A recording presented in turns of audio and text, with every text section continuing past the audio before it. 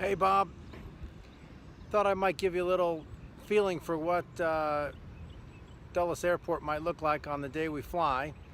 As you can see, the terminal is behind me. I'm on the northeast corner of the airport, and as we pan around we get to the Dulles Jet Center, which is the nondescript gray building where the plane is hangared. This is the approach to the Dulles Jet Center main entrance.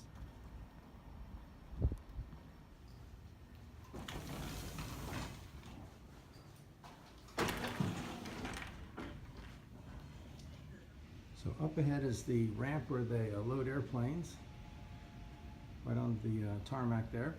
And then right here, stair 3, this leads to one of 4 hangars.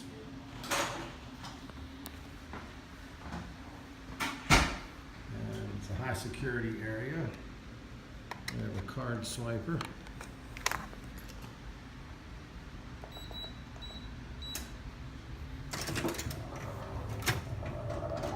And oh, and there's a jet right there. It's not ours. Massive hangar. And Dan Snyder, the Redskins, is a neighbor. And our plane is tucked behind the wing of this jet. This is a Cessna Caravan. A 2016 Cessna Caravan 675, officially called. Alright, this is the front of the airplane. It's got cowl plugs in the front to keep any kind of birds from making a nest in there when we're not flying.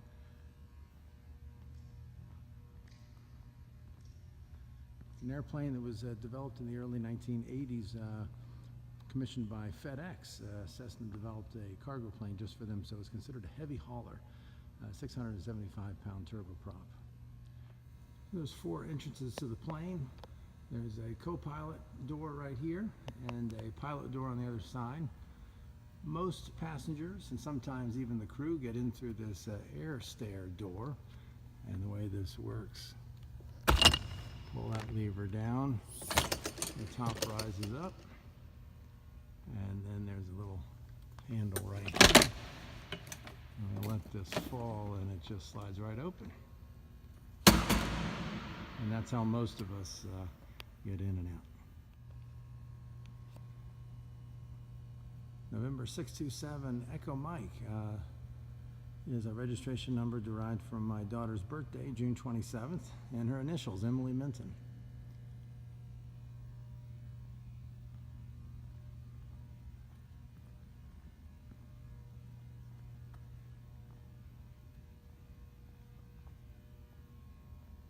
We have 8 seats that can carry about 3,000 pounds of fuel and cargo and people. So on the left rear is the cargo entry, which is where I think we can get your wheelchair in, and works similarly with a upper half going up first, like that, and then a nice swing open door that gives us a pretty nice opening there. So the lower door latches to the fuselage to stay open so you can load cargo and sometimes people in this way. That opening is 49 inches high and 49 inches wide. That chair that's right there, we'll sort of look in here first of all. There's a cargo area that's behind the tarp. And then this chair that you see there is actually all these seats in the back are removable, actually fairly easy. So my thought is we would remove these last 2 seats. We would remove the seat that the car seat's on, and then probably remove the right seat right behind the co-pilot up there. So we'd have a wide open area here for you to come in and then pull the wheelchair right up behind the co-pilot position. And we do have some nifty floor restraint system where buckles attached to these rails, and we can secure you like we would any piece of cargo very well. So we'd have room for at least you and 3 more people to join you. Okay, let's see if we can check out the cockpit. At the pilot's door right here. And this is it's kind of a high approach. There's a ladder right here that comes down like that. Now let's see if I can climb in this with one hand on the camera. Okay. And we are in. So, got a big cockpit out the windshield there. We'll turn on the power. And here's the battery switch.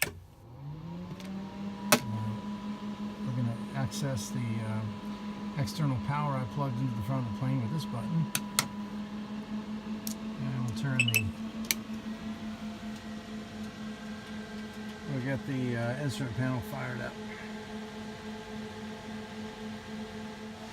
So let's give you a quick tour of the cockpit and how to fly an airplane. The yoke is the steering wheel basically. You pull back to climb, to pull the nose up. You pull forward to push the nose over. And to bank left, bank right. It's just like a car. I've got a push to talk button on the back. That is how I talk to the controller. This big red button is the autopilot disconnect. We do not use the autopilot for takeoffs or landings. There's some other controls here, levers in the plane that help stabilize flight. This is called the primary flight display, and it will show the airspeed here, the altitude here, the direction of flight right there, and a little tiny inset map right there. Radio's frequencies are up here. There's a active frequency and a standby frequency, and a radio 2, the same thing.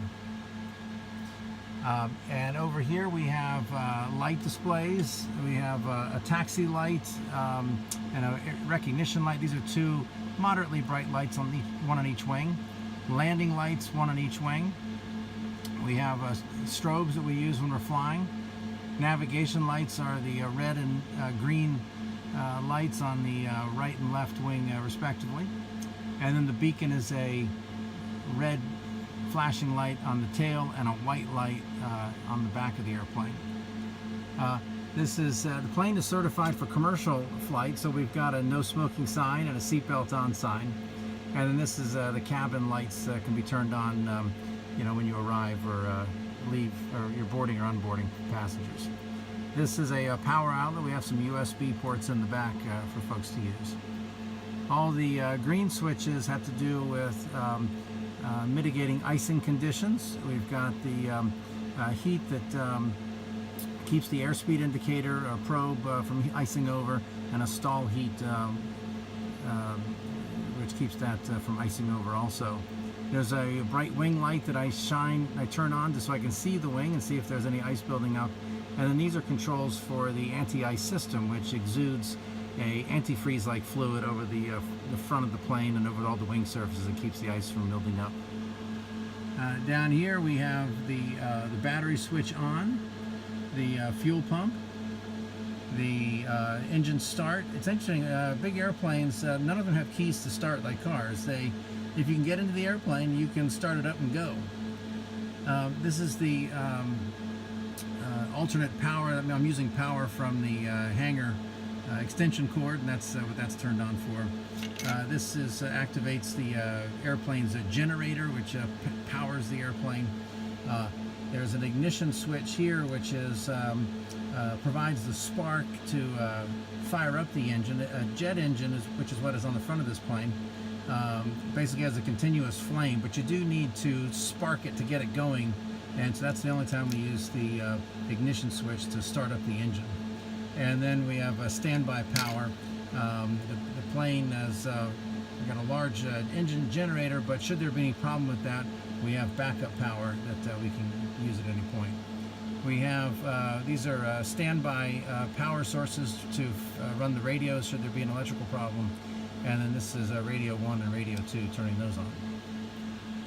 bunches of circuit breakers down here. We have a test switch for fire detection and a fuel selector detection, just in case I were to turn off both tanks while flying. And then this is a propeller governor, which is a device in there that keeps the propeller from running away should there be a propeller governor failure. So we have the primary flight display on the left. We have a multifunction display, which is used for instrument instrumentations, fuel status, voltage, the electrical system, how much anti-ice fluid remains, and this is where we see the map where we're going, radar, the XM Sirius radio stations are chosen on this. It's a fun piece of equipment. And then there's a duplicated primary flight display on the right. Again, because it's certified for commercial use, even though only one pilot is required, some airlines require two, and you need to be able to have full instrumentation on both sides.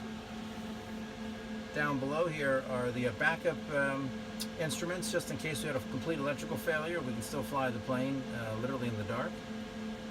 And here is the power quadrant, and this is called the trim wheel. It adjusts the elevator trim, which takes the pressure off the elevator to maintain a certain attitude. This is an emergency power switch in case the electronic fuel fuel control unit fails. This is our throttle.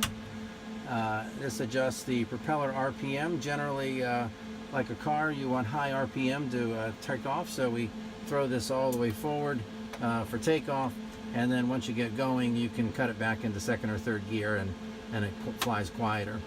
And then we have an idle control, a fuel condition lever they call it, and this adjusts the fuel. We have a low idle and a high idle position that we use during flight. And then this is the flap lever. We've got 10 degrees, 20 degrees, and full flaps. Full flaps we use only on landing, usually down at the beach on shorter runways. We usually take off with 20 degrees of flaps. Gets us off the ground very quickly. And then we have some air conditioning controls down here, the heater control here. That's kind of the thermostat. This turns on the heater here, and then a variety of other cabin air conditioning buttons. And the other controls down here, these are all light controls, how bright you want the panel. There's some floodlights just above me that this controls, and some reminders about what the plane can and cannot do in icing conditions. And we have some controls up on the top here. We have fuel selector valves.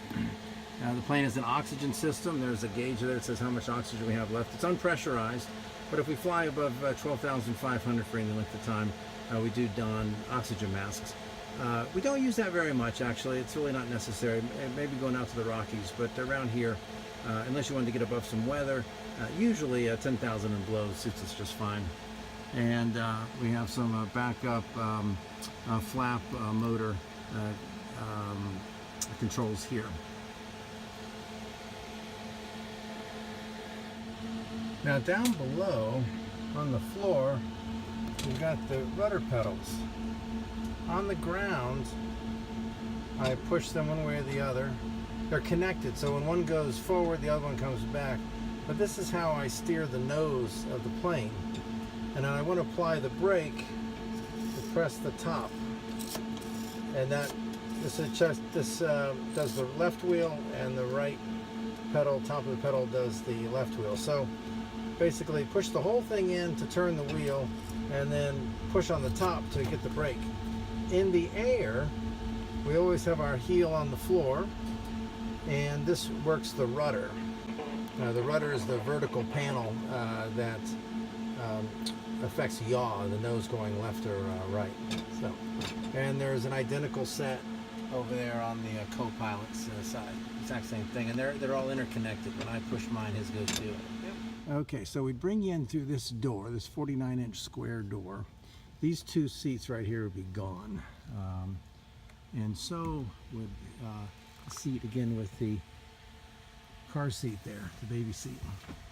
The height here is 52 inches, and then but the height behind that car seat going forward is only 50 inches. So we have to consider that. I can't remember the height of your you and how much adjustability there is. But anyway, I'm figuring we take out these seat with the car seat in it and the seat in front of that, and put you in right behind the co-pilot seat there. Yeah. So there's plenty of room here. Then we'd have an attendant for you in this seat right here, and the one right here. And then anybody else that wants to come and ride in the front with me, that would be great. The other dimension I just thought of was that the width we have available from the edge of this seat here over to here is 36 inches. I think that'll accommodate your wheelchair, and we'll see. Hope it will.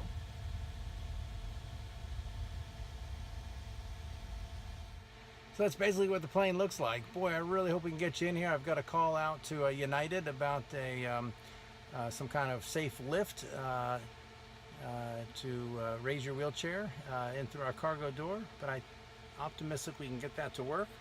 And then we'll just have to have the discussion about where do we go, how far do we go, and what would you like to see. We've got beaches, Monticello, Niagara Falls an hour and a half away, 3-hour flight, plus the circling the falls a couple of times. We can do anything we want to. So, all right, can't wait. Hope it happens. I know it will.